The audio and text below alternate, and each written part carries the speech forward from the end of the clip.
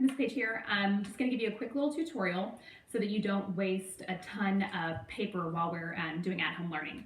So at school we usually use these little handheld whiteboards for practice. These can be used for, instead of writing on a worksheet, they can write the answers on these.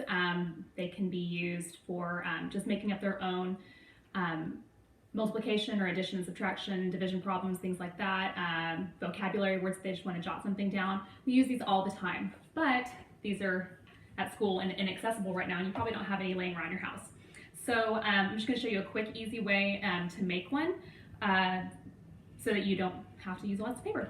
So what I do to make these is I get a regular sheet protector. You probably have some of these in your house somewhere. If your kid has older siblings, they probably have them in one of their binders or notebooks.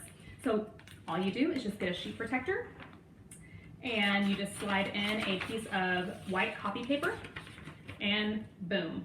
So they can write on these with their dry erase markers and then just use a tissue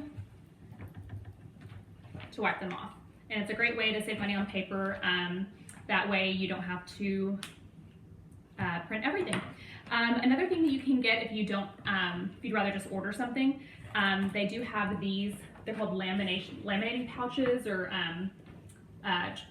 dry erase pouches, something like that.